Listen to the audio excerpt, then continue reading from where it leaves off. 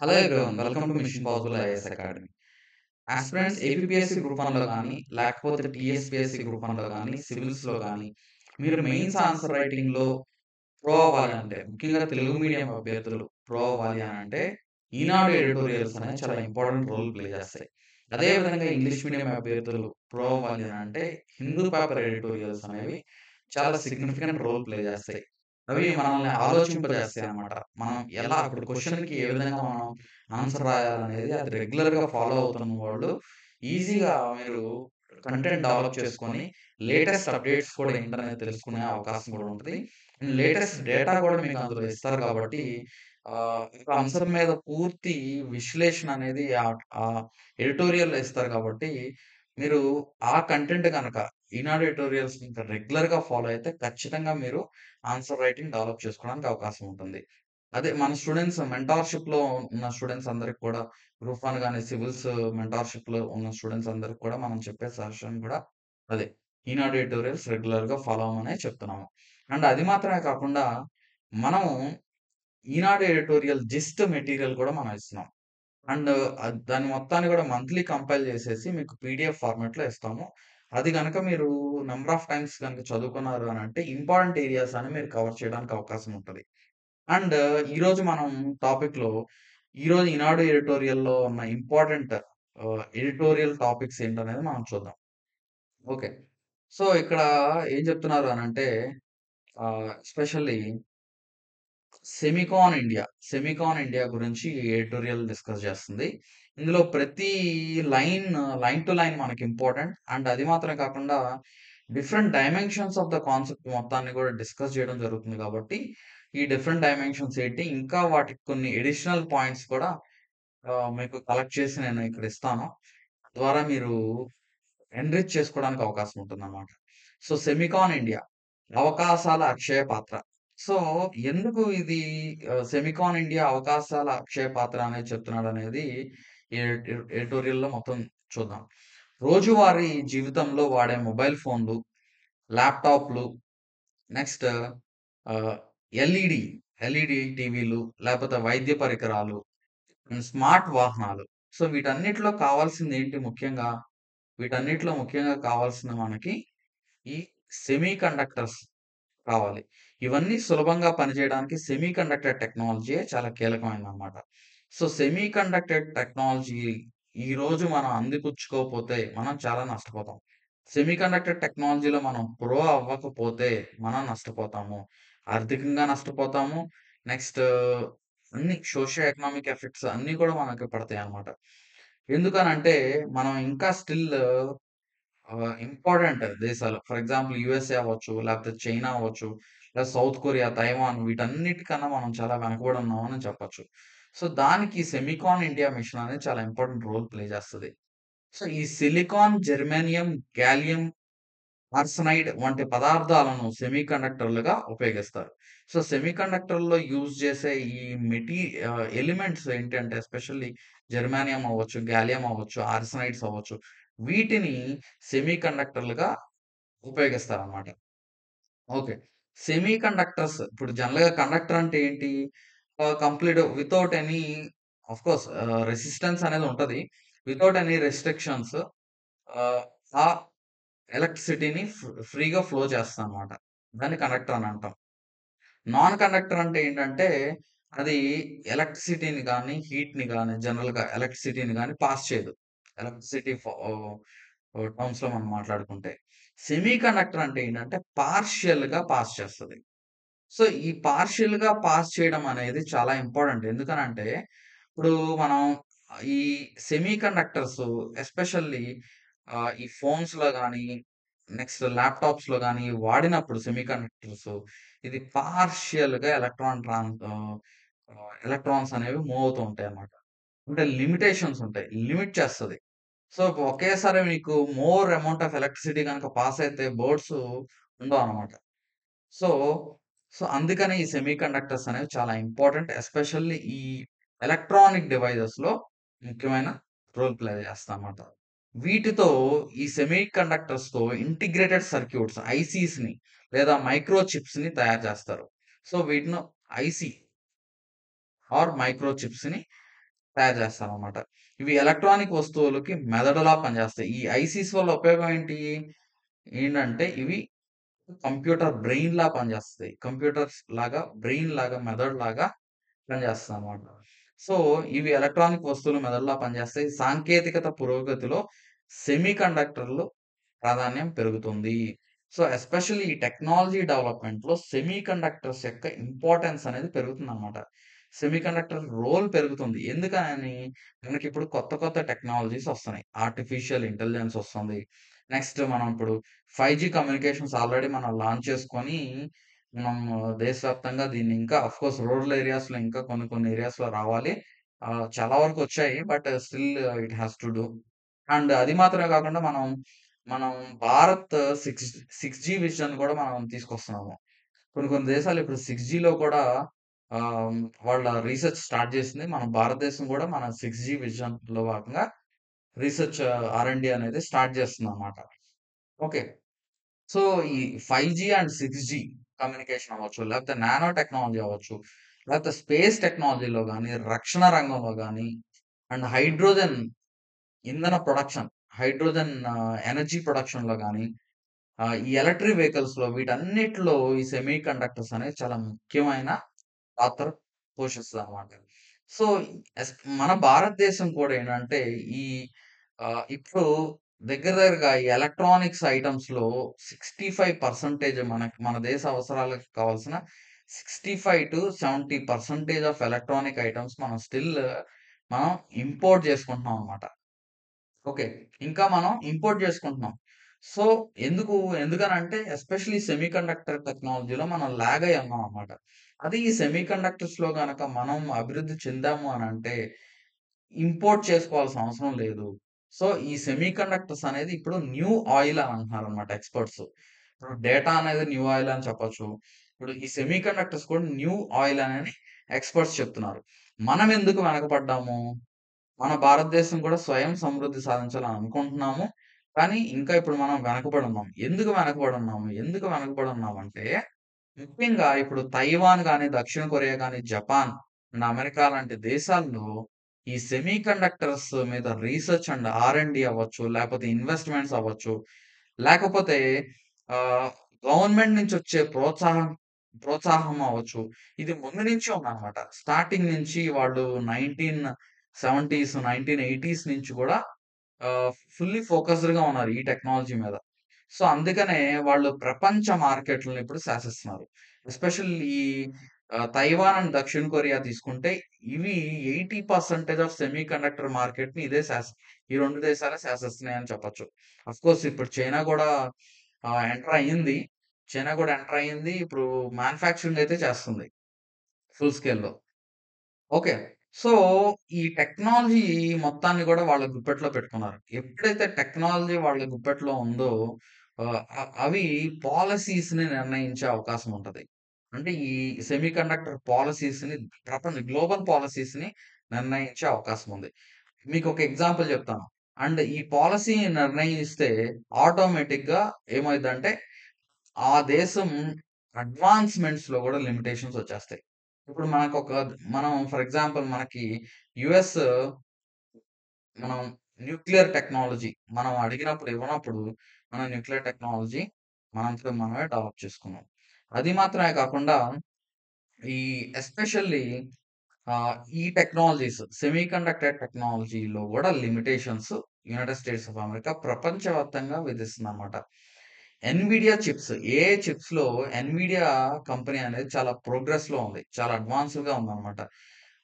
ఆర్&డి research and development AI chips యొక్క research and డెవలప్‌మెంట్‌లో అదే అడ్వాన్స్‌డ్‌గా ఉంది. అండ్ చాలా చిప్స్ తయారు చేసింది అది. అయితే ఇటీవల ఏమైందంటే ఈ ఎన్‌విడియా చిప్స్ ఎక్స్‌పోర్ట్స్ మీద United States of America limitation పెట్టింది. లిమిటేషన్ పెట్టడం వల్ల చైనా ఆ చిప్స్ ఆల్రెడీ ముందే కొని పెట్టేసుకుంది చైనా. ఇలాంటి సిట్యుయేషన్ ఉండొచ్చు అనని. కానీ ప్రపంచవ్యాప్తంగా ఈ ఎక్స్‌పోర్ట్స్ మీద లిమిటేషన్ పెట్టడం వల్ల ఆర్టిఫిషియల్ ఇంటెలిజెన్స్ వేరే దేశాలు అందిపుచ్చుకోలేని పరిస్థితనమాట. సో, ఇలాంటి ఛాలెంజెస్ అనేవి ఉంటాయి. ఓకే. సో, టెక్నాలజీ ఆ దేశమే అంటే for example United States of అమెరికానే తయారు చేయాలి. యునైటెడ్ స్టేట్స్ ఆఫ్ అమెరికా నుంచే ఇంపోర్ట్ చేసుకోవాల్సిన పరిస్థితి. ఇప్పుడు ఏఐ చిప్స్ విషయంలో. సో, ఇలాంటి సిట్యుయేషన్స్ ఉన్నాయన్నమాట.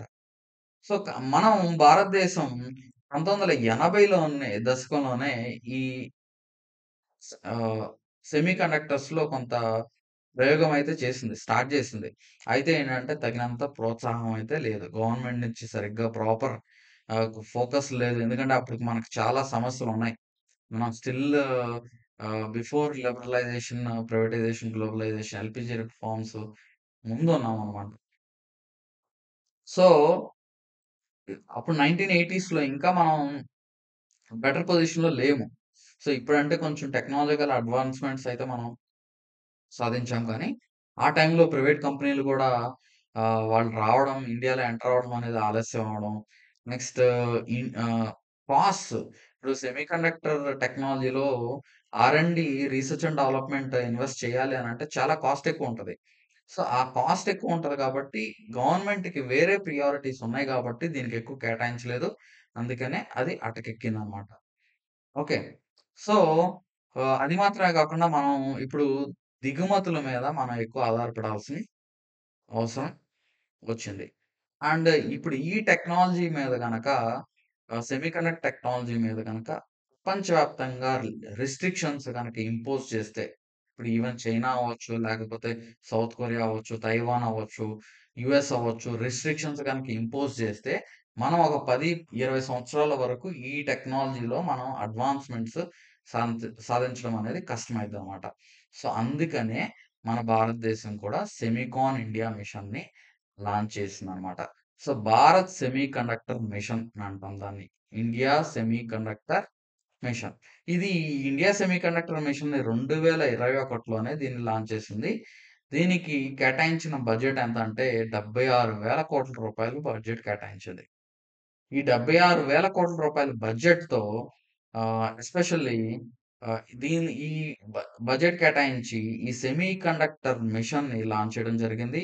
అండ్ ఈ సెమీ కండక్టర్ మిషన్ ద్వారా ఏంటంటే, సెమీ కండక్టర్స్ ఫ్యాబ్రికేషన్ యూనిట్స్‌ని సెటప్ జేయడం, డిస్‌ప్లే యూనిట్స్ తయారీ యూనిట్స్‌ని సెటప్ జేయడం, నెక్స్ట్ ఈ సెమీ కండక్టర్ టెక్నాలజీలో రీసెర్చ్ అండ్ డెవలప్‌మెంట్‌ని ప్రోత్సహించడం అండ్ ఈ కంపెనీస్‌కి ఫిజికల్ బెనిఫిట్స్ ఇవ్వడం. ఫర్ ఎగ్జాంపుల్ ఒక కంపెనీ ఏమన్నా ఒక manufacturing unit semiconductor manufacturing unit గనుక సెటప్ చేస్తే, అందులో 50% ఆఫ్ ద కాస్ట్ గవర్నమెంట్ ముందుకి వస్తదన్నమాట పెట్టుకోవడానికి. ఓకే. సో, ఇలా ఈ ఎస్పెషల్లీ ఈ సెమీకండక్టర్ టెక్నాలజీ అభివృద్ధి చేయడానికి కోసం మన భారతదేశం కూడా సంకల్పించుకుంది. ఎందుకనంటే ఇప్పటికే ఆయిల్ మీద మనం విపరీతంగా విదేశాల మీద ఆధారపడుతున్నాం. అదే విధంగా దీని మీద కూడా మనం ఆధారపడాల్సిన పరిస్థితి గనుక వచ్చింది అనంటే, మనం చాలా నష్టపోవాల్సిన పరిస్థితి వస్తదనమాట. అండ్ అది మాత్రమే కాకుండా మన దేశంలో యంగ్ పాపులేషన్ పెరుగుతున్నారు. ఈ గ్రోయింగ్ పాపులేషన్‌కి మనం ఉపాధి అనేది మనం కల్పించాలి. ఉపాధి కల్పించకపోతే ఓకే. ఒక జనరేషన్ నష్టపోయిద్ది. యాంటీ సోషల్ ఎలిమెంట్స్ పెరిగే అవకాశం ఉంటది. సో, అందుకనే ఈ టెక్నాలజీని మనం అందిపుచ్చుకోవాలి. ఈ గ్రోయింగ్ పాపులేషన్ నీడ్స్ మనం ఫుల్‌ఫిల్ చేయాలన్నమాట. సో, ఎలా మొదలుపెట్టారు? నెక్స్ట్ ఆహ్, ఇండియా ఏఐ మనం ఆల్రెడీ చెప్పుకున్నాం ఇక్కడ. ఈ రూ. 76,000,00,00,000తో సెమికాన్ ఇండియా పథకాన్ని ప్రవేశపెట్టిందనమాట. సో, ఈ పథకం ద్వారా ఏంటి చిప్ తయారీ ప్లాంట్లు, పరిశోధన వసతులు నెలకొల్పడం. ఓకే. అది మాత్రమే కాకుండా శిక్షణా కేంద్రాలను గూడా ఏర్పాటు చేయడం. ఇప్పుడు ఈ టెక్నాలజీని డెవలప్ చేయడం మాత్రమే కాదు. ఆ టెక్నాలజీలో పనిచేసేవాళ్ళు కావాలి గదా! ఇప్పుడు ప్రస్తుతం మన దేశంలో సెమీ కండక్టర్ టెక్నాలజీలో పనిచేసేవాళ్ళు 1.5 లాక్ మెంబర్స్ మాత్రమే ఉన్నారు. అంటే 1.25 లాక్ మెంబర్స్ మాత్రమే ఉన్నారు. ఓకే. అయితే ఇది 2027 కల్లా డిమాండ్ ఈ సెమీకండక్టర్ టెక్నాలజీలో డెఫిషియన్సీ వచ్చే అవకాశం ఉంటుంది అనంటే 2,00,000 నుంచి 3,00,000 వరకు ఓహ్, గ్యాప్ ఉండే అవకాశం ఉంది. అంటే ఈ యంగ్ ప్రొఫెషనల్స్ సెమీకండక్టర్ టెక్నాలజీలో ప్రొఫెషనల్స్ 2-3 లక్షల మంది గ్యాప్ ఉండే అవకాశం ఉందన్నమాట. 2027 కల్లా. సో, కాబట్టి ఏంటంటే శిక్షణా కేంద్రాలను కూడా ఏర్పాటు చేయాలి. నెక్స్ట్ ఇండస్ట్రీని, నెక్స్ట్ ఈ ఎడ్యుకేషన్ ఇన్‌స్టిట్యూషన్స్ అండి. రెండిటిని లింకప్ చేయాలి. లింకప్ చేసి వాళ్ళకి ఈ సెమీ కండక్టర్ టెక్నాలజీలో వాళ్ళకి స్కిల్స్ అందించాలన్నమాట. ఓకే. సో, ఉద్యోగ మార్కెట్ పరిస్థితి అండి. మనం ఆల్రెడీ చెప్పుకున్నాం. 1,25,00,000 మంది ఇంజినీర్లు ఇప్పుడు ప్రస్తుతం పనిచేస్తున్నారు. అండ్ 2027 కల్లా దీన్ని ఈ జనాభా దగ్గర దగ్గరగా ఈ ప్రొఫెషనల్స్ ఆహ్, 3,00,000 వరకు మనకు అవసరం అయ్యే అవకాశం ఉందన్నమాట. సో, అందుకని చిప్స్ టు స్టార్టప్స్ అనే ప్రోగ్రామ్‌ని గూడా మనం ఒకటి తీసుకొచ్చాం. సో, ఈ చిప్స్ టు స్టార్టప్ ప్రోగ్రామ్ ద్వారా 85,000 ఇంజినీర్‌లని తయారు చేయాలనేది లక్ష్యం అన్నమాట. సో, ఇందులో ఐఐటీసు, ఎన్ఐటీసు నెక్స్ట్ ఇలా ఇంపార్టెంట్ యూనివర్సిటీస్ ఏవైతే ఉన్నాయో, ఆ యూనివర్సిటీస్ కంపెనీస్ ఆ యూనివర్సిటీస్‌తో టై అప్ అయ్యి వీళ్ళకి దగ్గర దగ్గరగా చిప్స్ టు స్టార్టప్స్ ప్రోగ్రామ్ ద్వారా శిక్షణ ఇచ్చే అవకాశం ఉంది. ప్రొఫెషనల్స్ సెమీ కండక్టర్ టెక్నాలజీలో ప్రొఫెషనల్స్‌ని తయారు చేసే అవకాశం ఉందన్నమాట. అండ్ అది మాత్రమే కాకుండా నూతన కోర్సుల్ని కొత్త కొత్త కోర్సుల్ని ఏర్పాటు చేసి ఆహ్, క్రియేట్ చేయడం industry demanding courses semi conductor మిషన్‌లో సక్సెస్ అవ్వాలి అనంటే ఈ ఇండస్ట్రీకి ఏదైతే కావాలో దానికి తగ్గ స్కిల్స్ ఇవ్వాలి. అంతేగాని ఇప్పుడు మనకి దగ్గర దగ్గరగా ఐఐటీస్‌లో చదివినా గాని ఉద్యోగాలు రావట్లేదంట. ఎందుకనంటే ఇండస్ట్రీకి కావాల్సిన స్కిల్స్ ఈ ఐఐటీస్ అందిపుచ్చుకోలేకపోతున్నాయి. సో, ఇండస్ట్రీ ఈ గ్యాప్ అనేది మనం ఫిల్ చేయాలన్నమాట. సో, ఇందులో ప్రధాన సవాళ్ళేంటి? దేశీయ సెమీకండక్టర్ రంగం పూర్తి స్థాయిలో పురోగమించాలంటే ప్రభుత్వ ప్రోత్సాహం అనేది ఇంపార్టెంట్. అండ్ పరిశ్రమల పెట్టుబడులు ఎక్కువ రావాలి. ఎఫ్‌డిఐ మనం ఇన్వైట్ చేయాలి. ఓకే. అండ్ విద్యా సంస్థల పాత్ర అనేది చాలా ఇంపార్టెంట్. ఎందుకంటే విద్యా సంస్థలు గనక బెటర్‌గా ఉన్నాయంటే మానవ వనరులని మనం క్రియేట్ చేయడానికి అవకాశం ఉంటదనమాట. ఓకే. సో, ఇది మాత్రమే గాకుండా latest science and technology developments కూడా ఈ మనం డెవలప్ చేయాల్సిన పరిస్థితనమాట. దేశంలో పూర్తిగా అభివృద్ధి చెందిన సెమీకండక్టర్ ఎకోసిస్టమ్ లేదు. ఇదో పెద్ద సవాలు. ఈ ఎకోసిస్టమ్‌ని మనం డెవలప్ చేయాలి. ఓకే. సో, టెక్నాలజీ వేగంగా మారిపోతుంది. ఇంకోటి ఎందుకు ఎకోసిస్టమ్ డెవలప్ అవ్వట్లేదు? ఎందుకనంటే టెక్నాలజీ అనేది చాలా ఫాస్ట్‌గా చేంజ్ అయిపోతుంది. ఈ ఫాస్ట్‌గా చేంజ్ అవ్వకపోవడం వల్ల కంపెనీస్ ముందుకు రాలేకపోతున్నాయి. కంపెనీస్ ముందుకొచ్చి ఇన్వెస్ట్ చేయట్లేదు. ఇప్పుడు ఆ కంపెనీ వచ్చి ఒక గవర్నమెంట్ ముందు ప్రపోజల్ పెట్టి ఇన్వెస్ట్‌మెంట్స్ పెట్టేలోపు ఇంకో కొత్త టెక్నాలజీ వచ్చేస్తుంది. ఆ కొత్త టెక్నాలజీ సో, ఇప్పుడు పాత టెక్నాలజీ అయిపోయినట్టే కదా! కొత్త టెక్నాలజీ వచ్చింది అనంటే, సో, దాంట్లో ఇన్వెస్ట్ చేస్తే ఉపయోగం ఉండదు. రిస్క్ ఎక్కువుందనమాట. సో, ఇలాంటి ఛాలెంజెస్‌ని ఓవర్‌కమ్ చేయగలిగితే ఖచ్చితంగా అంటే ఫాస్ట్‌గా ఇప్పుడు ఇండస్ట్రీస్‌ని సెటప్ జేయాలి. వాటికి ఫిజికల్ బెనిఫిట్స్ ఇవ్వాలి. నెక్స్ట్ హ్యూమన్ రిసోర్స్‌ని సప్లై చేయాలి. అలా చేయగలిగితే ఈ సెమీకండక్టర్ టెక్నాలజీలో మనం ముందుండడానికి అవకాశం ఉంటుంది. లేకపోతే స్టిల్ మనం విదేశాల మీద ఆధారపడాల్సిన పరిస్థితే ఉంటదనమాట. ఓకే. సో, ప్రస్తుతం మన విద్యా వ్యవస్థ కంప్యూటర్ సైన్స్, ఐటీ కోర్సుల పైనే దృష్టి పెడుతుంది. అదొక పెద్ద ఛాలెంజ్.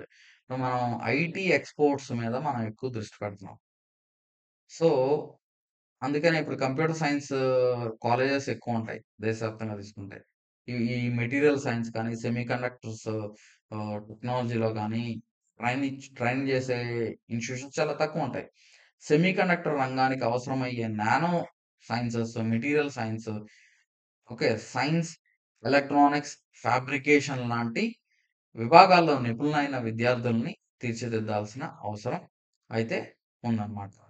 విద్యార్థులకు ఇంటర్న్‌షిప్స్ ఇవ్వాలి. పరిశోధన ప్రాజెక్ట్‌ల అవకాశం కల్పించాలన్నమాట. సో, ఇవన్నీ చేయగలిగితేనే భారత్ సెమీకండక్టర్ రంగం స్వయం సమృద్ధి సాధించగలదు. సో, ఇక్కడ మనకేం చెప్పుకున్నాము? ఈ ప్రోగ్రామ్‌లో ఎడిటోరియల్‌లో సో, ఫస్ట్ ఇప్పుడు ప్రస్తుతం సిట్యుయేషన్ ఎలా ఉంది? ఓకే. ఈ సెమీకండక్టర్ మెషిన్ అంటే ఏంటి? ఈ సెమీకండక్టర్స్‌లో వాడే మెటీరియల్స్ ఏంటి? ఓకే. అండ్ ఏ ఏ రంగాలకి సెమీకండక్టర్స్ వాడతాము? నెక్స్ట్ మనం ఎందుకు ఈ దీంట్లో వెనకబడ్డాము? ఆహ్, ఓకే. అండ్ మనము ఈ రంగంలో మనం ముందుకు వెళ్ళడానికి మనం ఏం తీసుకొచ్చాం? ఏ కార్యక్రమం తీసుకొచ్చాం? ఇండియా సెమీకండక్టర్ మిషన్ తీసుకొచ్చాం. సో, ఈ రంగంలో ఆపర్చునిటీస్ ఏంటి? ఎంప్లాయ్‌మెంట్ ఆపర్చునిటీస్ ఏంటి? ఎకనామిక్ ఆపర్చునిటీస్ ఏంటి? అండ్ ఈ రంగంలో ఉన్న సమస్యలేంటి? ఆ సమస్యలను ఎలా ఎదుర్కోవాలి? సో, ఈ రంగంలో రాణించాలంటే ఏ టెక్నాలజీలో మనం విద్యార్థులు చదువుకోవాలి? ఇప్పుడు ఇంజినీరింగ్‌లో ఫిజిక్స్, కెమికల్ సైన్స్ అవ్వచ్చు, nano technology, material sciences, electronics ఈ రంగాల్లో ఫ్యాబ్రికేషన్ టెక్నీషియన్స్‌గా ఇలా ఈ ఏరియాస్‌లో వాళ్ళ ఎడ్యుకేషన్ అనేది అందించాలన్నమాట. కోర్సెస్ అనేది క్రియేట్ చేయాలి. సో, అలా చేస్తే చిప్ డిజైనర్‌లుగా చిప్ డిజైనింగ్ ఇంజినీర్‌లుగా, ఫ్యాబ్రికేషన్ టెక్నీషియన్స్‌గా, మెటీరియల్ సైంటిస్ట్‌గా, ఆహ్, ప్యాకేజింగ్ సైంటిస్ట్‌గా వాళ్ళు రూపొందే అవకాశం ఉంటుంది. సో, వీళ్ళు వన్స్ ఇది నేర్చుకున్న తర్వాత వాళ్ళు ఇంపార్టెంట్ రీసెర్చ్ సెంటర్స్‌లో వాళ్ళు పనిచేసే అవకాశం ఉంటుందన్నమాట. రీసెర్చ్ ల్యాబ్స్‌లో గాని, డిఫెన్స్ ప్రాజెక్ట్స్‌లో గాని, డీఆర్‌డీఓ, ఇస్రో సో, ఇలాంటి సంస్థల్లో వాళ్ళు పనిచేసే అవకాశం ఉంటుంది. సో, మంచి ఎంప్లాయ్‌మెంట్ ఆపర్చునిటీస్ ఉన్నాయి. మనం సెల్ఫ్ రిలయంట్ అయ్యే అవకాశం ఉంటది. అండ్ మనం విదేశాల మీద ఆధారపడాల్సిన అవసరమైతే ఉండదు. ఈ సెమీకండక్టర్ టెక్నాలజీలో మనం ప్రోగ్రెస్ అయితే.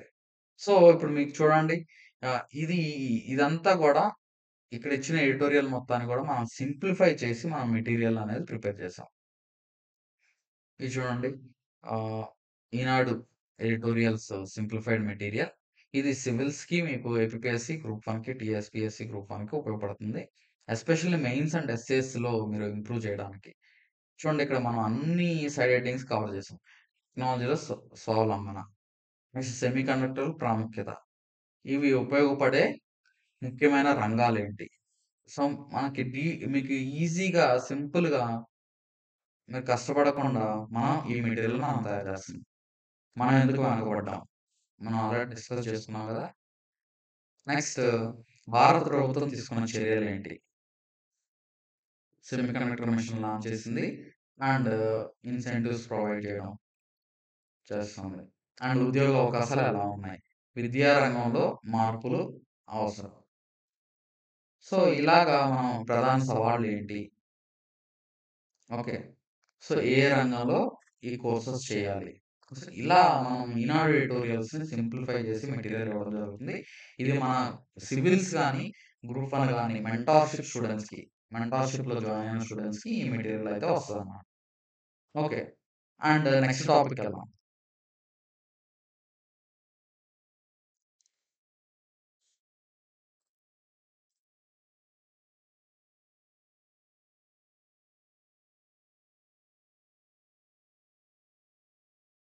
గ్రహాంతర యాత్రలకు చలో చలో. సో, ఇది స్పేస్ స్పేస్ టెక్నాలజీలో ఉన్న కాన్సెప్ట్ అన్నమాట ఇది. అంతరిక్షంలో మానవ నివాస కేంద్రాలు, ప్రయోగశాలలు, కర్మాగారాలు ఏర్పాటు చేయాల్సిన రోజు దగ్గరికొచ్చేసింది. సో, ఎందుకు దగ్గరికొచ్చింది? అసలు ఏం చేయాలి? ఇప్పుడు మన స్పేస్ రీసెర్చ్‌లో ఎస్పెషల్లీ మనం మార్స్ ఆర్బిటార్ మిషన్ తీసుకొచ్చాం. ఓకే. చంద్రయాన్ మిషన్స్ మనం తీసుకొస్తున్నాం. ఎందుకనంటే మన భూమి మీద ఎస్పెషల్లీ ఖనిజాలు ఇంకొక 100 సంవత్సరాల్లో అంతమయ్యే అవకాశం ఉంటది. ఇంకో 100 సంవత్సరాలు గనక యూజ్ చేసుకున్నామంటే ఈ ఖనిజాలన్నీ తగ్గిపోతాయి. కానీ డిమాండ్ అయితే పెరుగుతూ ఉంటది. ఈ డిమాండ్ పెరుగుతూ ఉంటది కాబట్టి మనం we have to explore space రిసర్చ్‌లో కూడా మనం ముందుండాలి. లేకపోతే ఎవరైతే ఫస్ట్ కమ్ ఫస్ట్ బేసిస్ లాగా ఎవరైతే ఈ స్పేస్ టెక్నాలజీలో ఈ గ్రహాంతర యాత్రలకు ఎవరైతే ముందున్నారో, సక్సెస్ అయ్యారో, స్పేస్ కాలనీస్ ఎవరు ఏర్పాటు చేసుకున్నారో, స్పేస్ మినరల్ ఎక్స్‌ప్లోరేషన్ ఎవరైతే చేశారో ముందు, వాళ్ళు ఆ మెటీరియల్‌ని ముందు తీసుకునే అవకాశం ఉంటుంది. మినరల్స్ ముందు వాళ్ళు అందిపుచ్చుకునే అవకాశం ఉంటుంది. సో, మన భారతదేశం కూడా ఈ ఎస్పెషల్లీ ప్రపంచవ్యాప్తంగా ఈ స్పేస్ టెక్నాలజీలో ముందుండాలి. మన భారతదేశం కూడా ముందుండాలి. సో, ఇందుకు తొలి అడుగుగా భూకక్షలో 2 అంతరిక్ష కేంద్రాలు వెలిసాయి. అమెరికా, రష్యా సహకారంతో 2000 సంవత్సరాల నుంచి అంతర్జాతీయ అంతరిక్ష కేంద్రం ఐఎన్ఎస్ 2022లో చైనా టియాన్గాంగ్ అంతరిక్ష కేంద్రం పరిశోధనలు, ప్రయోగాలు నిర్వహిస్తున్నాయి. సో, ఇప్పుడు చూడండి మనకు లో ఎర్త్ ఆర్బిట్‌లో అంటే భూమి నుంచి 400 కిలోమీటర్స్ హైట్ లో ఎర్త్ ఆర్బిట్‌లో okay. So, international space station అనేది ఉంది. మనం ఆల్రెడీ న్యూస్‌లో బాగా వచ్చింది. అండ్ రీసెంట్‌గా Sunita Williams international space station నుంచి రావడం జరిగిందనమాట. సో, ఈ ఇంటర్నేషనల్ స్పేస్ రీసెర్చ్ స్టేషన్‌లో ఎస్పెషల్లీ యూఎస్ఏ అండ్ రష్యా వీళ్ళిద్దరూ కొలాబరేట్ అయ్యి దాన్ని నిర్వహిస్తున్నారనమాట. ఇంటర్నేషనల్ స్పేస్ స్టేషన్‌ని. ఓకే. అయితే 2022లో చైనా టియాన్గాంగ్ అనే తన సొంత అంతరిక్ష కేంద్రాన్ని ఒకటి ఏర్పాటు చేసుకుంది. ఇప్పుడు చైనా కూడా చేస్తుంది కదా! భారతదేశం కూడా చేయాలి కదా! సో, భారతదేశం కూడా 2035 కల్లా 2035 కల్లా సొంత భారతీయ అంతరిక్ష కేంద్రాన్ని ఏర్పాటు చేసుకోవాలని సంకల్పించిందనమాట. దానికోసం నెక్స్ట్ జనరేషన్ లాంచ్ వెహికల్‌ని కూడా డెవలప్ చేస్తుంది. ఇప్పుడు ఈ గగనయాన్ మిషన్ అవ్వచ్చు, చంద్రయాన్ 3, చంద్రయాన్ 4 ఇవన్నీ గూడా ఈ భారత అంతరిక్ష కేంద్రం డెవలప్ చేసుకోవడానికి బాగా ఉపయోగపడతాయన్నమాట. ఓకే. సో, ఈ మేరకు చంద్రుడు, కుజ గ్రహాలపై మానవ ఆవాసాలను సృష్టించాలని అమెరికా, రష్యా, చైనాలతో పాటు యునైటెడ్ అరబ్ ఎమిరేట్స్ కూడా లక్ష్యంగా పెట్టుకుంది. చూడండి. యూఏఈ గూడా టార్గెట్ పెట్టుకుందనమాట. ఏమని? ఇప్పుడు చంద్రుడి మీద, మార్స్ మీద, మూన్ మీద, మార్స్ మీద కాలనీస్ ఏర్పాటు చేయాలని టార్గెట్ పెట్టుకుంది. మానవ ఆవాసాలను ఏర్పాటు చేయాలని టార్గెట్ పెట్టుకున్నాయి. ఓకే. మరో 100 ఏళ్లలో కుజగ్రహంపై, మార్స్‌పై కాలనీ నిర్మించాలని యూఏఈ సంకల్పించింది. సో, యూఏఈ కూడా 100 ఇయర్స్‌లో ఒక కాలనీ డెవలప్ చేయాలని టార్గెట్ పెట్టుకుందనమాట. చంద్రుడిపై అంతర్జాతీయ సైన్స్ కేంద్రం నిర్మాణానికి రష్యా, చైనాలు ఒప్పందం కుదుర్చుకున్నాయి. చూడండి చంద్రుడి మీద ఒక సైన్స్ కేంద్రాన్ని ఏర్పాటు చేయడానికి రష్యా అండ్ చైనా ఈ 2 గూడా సంకల్పించుకున్నాయన్నమాట. ఓకే. అండ్ ఎలాన్ మస్క్ తన స్పేస్ ఎక్స్ రాకెట్ సాయంతో చంద్ర, కుజ గ్రహాలకు మనుషులను పంపి శాశ్వత నివాసం ఏర్పాటు చేయాలని కలగంటున్నారు. So, Elon Musk already space రీసెర్చ్‌లో స్పేస్ ఎక్స్ ద్వారా చాలా అడ్వాన్స్‌డ్‌గా ఉన్నాడు. రీసెంట్‌గా సునీత విలియమ్స్‌ని గూడా భూమి మీదకి తీసుకొచ్చింది ఎలాన్ మస్క్ డెవలప్ చేసిన టెక్నాలజీసే. ఓకే. సో, అయితే ఆహ్, ఈవెన్ ఎలాన్ మస్క్ కూడా ఏంటంటే ఎస్పెషల్లీ మూన్ అండ్ ఎర్త్ మీద కాలనీస్ ఏర్పాటు చేయాలి. మనుషుల్ని అక్కడ పంపించాలని టార్గెట్ పెట్టుకున్నాడు. అండ్ అమెజాన్ అధినేత జెఫ్ బెజోస్ చెందిన బ్లూ ఆరిజిన్ కంపెనీ కూడా చంద్రుడిపై దృష్టి కేంద్రీకరించింది. సో, ఎందుకు ఇదంతా చేయడం? ఎందుకు అనంటే water, searching for water and new sources of minerals. Okay. So, ఈ ఖనిజాలు ముఖ్యంగా ఇప్పుడు మనం చెప్పుకున్నాం గదా! ఈ క్రిటికల్ మినరల్స్ అని అంటాం. ఈ క్రిటికల్ మినరల్స్ భూమి మీద చాలా తక్కువున్నాయి. సో, ఈ క్రిటికల్ మినరల్స్ ఎవరి దగ్గరైతే ఎక్కువుంటాయో, ఎవరైతే వాటిని ట్యాప్ చేస్తారో, వాళ్ళు ఈ ఎకనామిక్‌గా గూడా శాసించే అవకాశం ఉంటదనమాట. ఓకే. ఈవెన్ డిఫెన్స్ పరంగా, ఫారెన్ పాలిసీలో అన్ని విధాలుగా శాసించే అవకాశం ఉంటది. ఓకే. సో, అందుకనే ప్రపంచవ్యాప్తంగా డామినేషన్ సంపాదించే అవకాశం ఉంటుంది. ఓకే. సో, ఈ పోటీకి ఇండియా సంసిద్ధత. ఇప్పుడు ఇండియా కూడా తక్కువేం కాదు కదా! మనం కూడా బెటర్‌గా ఉన్నాం స్పేస్ టెక్నాలజీలో. అంతరిక్ష పోటీలో క్రియాశీలకంగా పాల్గొనడానికి భారతదేశం కూడా సిద్ధమైందనమాట. 2026 కల్లా గగనయాన్ మిషన్ కింద భారతీయులను భూకక్షలోకి పంపించాలని సన్నాహాలు చేస్తుంది. సో, 2026 కల్లా గగనయాన్ మిషన్ ద్వారా లో ఎర్త్ ఆర్బిట్‌కి ఆహ్, ఒక 4 మెంబర్స్‌ని పంపించాలని చూస్తుందన్నమాట. దాన్ని గగనయాన్ అని చెప్తున్నారు. నెక్స్ట్ ఆహ్, అది మాత్రమే కాకుండా భూమి ఉపరితలానికి ఆల్రెడీ చెప్పాను కదా! భూమి ఉపరితలానికి 400 కిలోమీటర్ల ఎత్తైన కక్షలో 7 రోజుల పాటు ముగ్గురు వ్యోమగాములు పయనించదలిచింది అన్నమాట. అంటే ఒక ముగ్గురిని పంపించాలని చూస్తుంది గగనయాన్ మిషన్ ద్వారా. అది మాత్రమే కాకుండా 2035 కల్లా ఓకే. ఐఎన్ఎస్ తరహాలో అంటే ఇంటర్నేషనల్ స్పేస్ స్టేషన్ తరహాలో భారత్ అంతరిక్ష కేంద్రాన్ని కూడా ఏర్పాటు చేయాలనుకుంటుంది. అండ్ 2040 కల్లా చంద్రుడి మీద మనుషుల్ని, భారతీయుల్ని దింపాలని ఆలోచిస్తుందనమాట. ఓకే. సో, ఈ ప్రయోగాలన్నీ అంతిమంగా చంద్ర, కుజ తదితర గ్రహాల్లో మానవ కాలనీలను, కర్మాగారాలను హ్మ్. నిర్మాణానికి దారి తీస్తాయి. సో, ఈ ప్రయోగాలన్నీ దేనికి, ఎందుకనంటే భూమి మీద ఆల్రెడీ ఓవర్ సాచురేషన్ అయిపోతుంది. సో, ఇంకా మనం ఒక 50 ఇయర్స్ గనక దాటిందంటే ఫుల్ కంప్లీట్ సాచురేషన్ అయిపోవచ్చు. 50-100 ఇయర్స్. సో, కాబట్టి మనకి న్యూ ప్లేసెస్ కావాలి. న్యూ ఏరియాస్ కావాలి. సో, అందుకనే ఈ రిసర్చ్ అంతా. ఈ రిసర్చ్ చేస్తే న్యూ కాలనీస్ ఏర్పాటు చేసుకునే అవకాశం ఉంటుంది. ఓకే. నెక్స్ట్ భూమి మీదనే గ్రహాంతర వాతావరణాన్ని, ఇది చాలా ఇంపార్టెంట్. చూడండి. భూమి మీదనే గ్రహాంతర వాతావరణాన్ని పోలిన పరిస్థితులతో ఇప్పటికే కొన్ని దేశాలు, సంస్థలు ఆహ్, ప్రయోగశాలలను ఏర్పాటు చేశాయి. తాజాగా భారత్ కూడా బరిలోకి దిగింది. సో, దాన్నే అనలాగ్ స్పేస్ స్టేషన్ అని అంటారు. ఓకే. అంటే ఏంటంటే, ఇప్పుడు మూన్ మీద ఉన్న కండిషన్స్ ఆర్ మార్స్ మీద ఉన్న కండిషన్స్ లాంటి కండిషన్సే భూమి మీద కూడా కొన్ని కొన్ని ప్రాంతాల్లో అటువంటి కండిషన్స్, హార్ష్ కండిషన్స్ ఉన్నాయన్నమాట.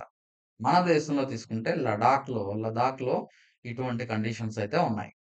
మనం లదాఖ్‌లో ఉన్నాయి కాబట్టి, అక్కడ మనం ఒక ఎనలాగ్ స్పేస్ స్టేషన్‌ని కూడా మనం ఏర్పాటు చేసుకున్నాం. చంద్ర, కుజ గ్రహాలను పోలిన పరిస్థితులను లదాఖ్‌లో ఉండడంతో అక్కడ భారత్ అంతరిక్ష పరిశోధనా సంస్థ ఎనలాగ్ స్పేస్ మిషన్ పేరిట గుర్తుపెట్టుకోండి. ఎనలాగ్ స్పేస్ మిషన్ అంటే ఆహ్, ఇప్పుడు మీకు ఆహ్, మూన్ మీద ఉన్న కండిషన్స్ లాంటి కండిషన్సే అక్కడ కూడా క్రియేట్ చేస్తామన్నమాట. ఆల్రెడీ కొంత ఉంటది. కానీ ఇంకా కండిషన్స్ ఆర్టిఫిషియల్‌గా క్రియేట్ చేసి అక్కడ రీసెర్చ్ చేస్తారన్నమాట. పేరిట ప్రయోగాలు చేపట్టింది. లదాఖ్‌లో లామాయూర్, లామాయూర్ అంటే ఏంటంటే ఇట్స్ ఎ ప్లేస్. ఓకే. అదొక ప్రాంతం. దాన్ని చంద్రభూమి అని పిలుస్తారు. మన ప్రాంతం కూడా ఉండడం విశేషం. సో, ఇక్కడ కొంచెం ఎక్స్‌ట్రీమ్ కండిషన్స్ అనేది ఉంటాయన్నమాట. లామాయూర్ అనే ప్రాంతం దగ్గర. సో, లదాఖ్‌లో ఉష్ణోగ్రత 15 డిగ్రీల నుంచి -10 డిగ్రీల వరకు సెల్సియస్ వరకు పడిపోతుంది.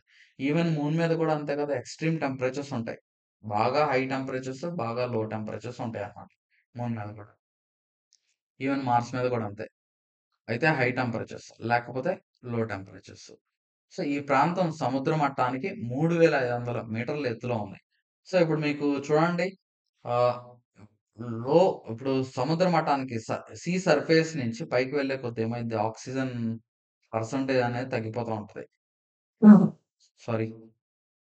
సో, ఆక్సిజన్ పర్సెంటేజ్ అనేది తగ్గిపోతా ఉంటది. ఇక్కడ ఈ లదాఖ్‌లో ఈ 3500 కిలోమీటర్స్ 3500 మీటర్స్ సారీ.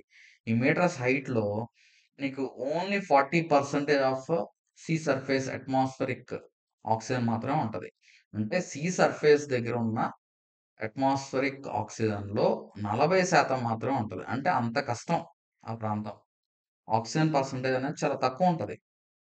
సో, అటువంటి హార్ష్ కండిషన్స్ టెంపరేచర్ ఎక్స్‌ట్రీమ్స్ ఉంటాయి. హార్ష్ కండిషన్స్ ఉంటాయి. దాంతో అక్కడ భారత్ అంతరిక్ష పరిశోధనా సంస్థ, ఐఐటీ బాంబే, లదాఖ్ విశ్వవిద్యాలయాల సారథ్యంలో గుజరాత్‌కు చెందిన ఆకా స్పేస్ స్టూడియో గుర్తుపెట్టుకోండి. ఈ ఆకా స్పేస్ స్టూడియో ఒక ప్రయోగశాలను నిర్మించింది. ఓకే. దానికి లదాఖ్ ఎనలాగ్ స్పేస్ హాబిటాట్‌గా నామకరణం చేసిందన్నమాట. ఓకే. సో, ఇక్కడ లదాఖ్‌లో ఎవరెవరు ISRO, IIT Bombay, IIT Bombay. Next Ladakh విశ్వవిద్యాలయం, లదాఖ్ యూనివర్సిటీ అండ్ దాంతో పాటు ఆకాష్ స్పేస్ స్టూడియో. సో, వీళ్ళందరూ కలిసి ఎస్పెషల్లీ ఈ ఆకాష్ స్పేస్ స్టూడియో ముందుకొచ్చి ఈ ఎనలాగ్ స్పేస్ స్టేషన్ అనేది అక్కడ ఏర్పాటు చేసిందన్నమాట. దాన్ని లదాఖ్ ఎనలాగ్ స్పేస్ హాబిటాట్ లాష్‌గా దాన్ని నామకరణం చేసిందన్నమాట. ఓకే. సో, ఎందుకు ఈ లదాఖ్ అనలాగ్ స్పేస్ స్టేషన్ ఏర్పాటు చేసింది? ఓకే. అదే చూద్దాం. 'ఆకాశ్ స్పేస్ స్టూడియో' సంస్థాపకురాలు ఆహ్, ఆస్థా చా జూలా తన నేమ్ అనమాట. ఆస్థా కచా జూలా. భారత అంతరిక్ష కేంద్రం నిర్మాణానికి సైతం డిజైన్‌లు ప్రతిపాదించారు. ఓకే. సో, ఈ 'ఆకాశ్ స్పేస్ స్టూడియో' యొక్క వ్యవస్థాపకురాలు ఎవరైతే ఉన్నారో, ఆవిడ భారత అంతరిక్ష స్పేస్ స్టేషన్ యొక్క డిజైన్‌లు, ఈ భారత అంతరిక్ష స్పేస్ స్టేషన్ ఎలా ఉండాలి? దాని డిజైన్ ఎలా ఉండాలి? అనేది కూడా డిజైన్ ప్రపోజల్ కూడా పెట్టడం జరిగిందనమాట. ఆమె కంపెనీ లదాఖ్‌లో ఒక రోజులోనే ఈ లదాఖ్ అనలాగ్ స్పేస్ స్టేషన్‌ని ఏర్పాటు చేసింది. ఓన్లీ 1 డేలోనే. ఇప్పుడు ఇది ఇక్కడ మనం చూస్తున్నాం చూడండి. ఇది 1 డేలోనే ఏర్పాటు చేయడం జరిగిందనమాట. సో, ఎంత అడ్వాన్స్‌డ్‌గా ఉన్నారని చెప్పొచ్చు. ఓకే. సో, ఇందులో ఉన్న ఈ లాస్ట్‌లో ఉన్న ఫెసిలిటీస్ ఏంటో చూద్దాం. ఇందులో ఒక పడక, చిన్న ప్రయోగశాల, నిత్యావసరాలు, ఎమర్జెన్సీ సాధనాల నిల్వ, వసతి, ఆహార పదార్థాలు వేడి చేసుకోవడానికి, నెక్స్ట్ వంటగది, మరుగుదొడ్డి ఇవన్నీ గూడా ఉన్నాయన్నమాట ఇందులో. సో, బేసిక్ ఫెసిలిటీస్ అయితే అన్నీ ఉన్నాయి. అండ్ లాస్ట్‌లో ఒక గామి 3 వారాలు నివాసం ఉన్నారు. ఒక 3 వారాలు గూడా ఆల్రెడీ నివాసం ఉండడం గూడా జరిగిందనమాట. టెఫ్లాన్ వస్త్రంతో నిర్మించారు లాస్ట్‌ని. ఈ లాస్ట్‌ని దేనితో తయారు చేశారు? టెఫ్లాన్ వస్త్రంతో తయారు చేయడం జరిగింది. అది మాత్రమే కాకుండా సౌరశక్తితో పాటు సాధారణ ఇంధనాన్ని అందుబాటులో కూడా ఉంచారనమాట అందులో. సౌరశక్తితో పాటు అంటే సోలార్ ఎనర్జీతో పాటు నార్మల్ ఫ్యూయల్ కూడా అందించడం జరిగింది.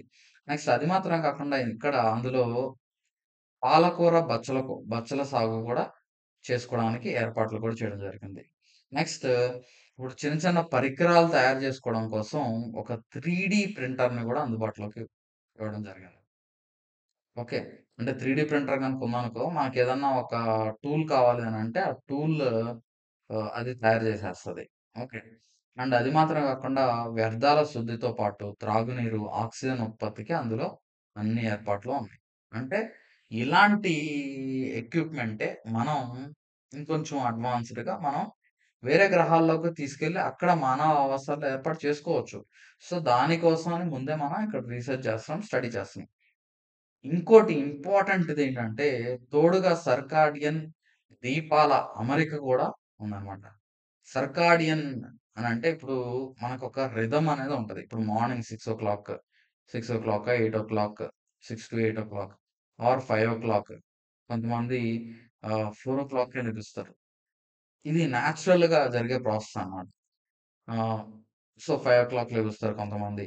సో, అది గనక డిస్టర్బ్ అయింది అనంటే ఇప్పుడు మార్నింగ్ 6కి లేచే పర్సన్ 3కి లెగుస్తున్నాడనుకో ఎర్లీగా. సో, అతను హెల్త్ డిస్టర్బ్ అయ్యే అవకాశం ఉంటది. And time to time food తీసుకోవడం, లేపోతే స్లీప్ ఇదంతా కూడా ఒక టైమ్‌లీ ప్రాసెస్ అనేది ఉంటదనమాట. దాన్నే సర్కాడియన్ రిథమ్ అనేది ఉంటది. సో, దాంతో సింక్ అవ్వాలి.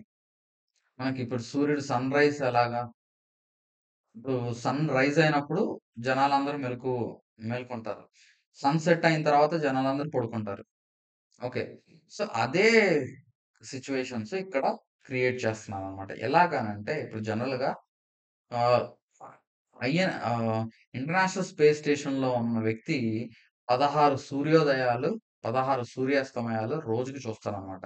అంటే 90 నిమిషాలకు ఒకసారి ఒక భూభ్రమణం అనేది జరిగిపోయిద్ది. సో, ఈ 16 సూర్యోదయాలు, 16 సూర్యాస్తమయాలు గనక చూస్తే, సో, ఆ వ్యక్తికి జనరల్‌గా ఈ సర్కాడియన్ రిథము ఎఫెక్ట్ అంటే హెల్త్ ఎఫెక్ట్ అయ్యే అవకాశం ఉంటది. ఎందుకని అన్ని సార్లు సన్‌రైజ్, సన్‌సెట్ అనేది జరుగుతుంది కాబట్టి. అదే మనం ఎర్త్ సన్‌రైజ్‌కి, ఎర్త్ సన్‌సెట్‌కి ఈక్వల్‌గా గనక మనం ఇక్కడ కండిషన్స్ క్రియేట్ చేయగలిగితే, అంటే ఎలాగా? దానికి తగ్గట్టుగా లైటింగ్ క్రియేట్ చేస్తాం.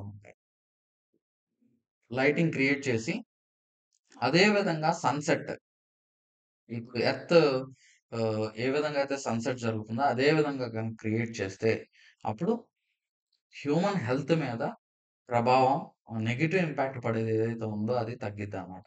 సో, అటువంటి కండిషన్స్ మనం అదర్ ఆహ్, వేరే గ్రహాలలో గూడా మనం క్రియేట్ చేయొచ్చు. ఓకే. సో, ముందే ఇక్కడ ఈ సర్కాడియన్ రిథమ్ తగ్గట్టుగా ఉండే లైటింగ్‌ని గూడా వీళ్ళు ఈ లాస్ట్‌లో గూడా ఏర్పాటు చేయడం జరిగిందనమాట.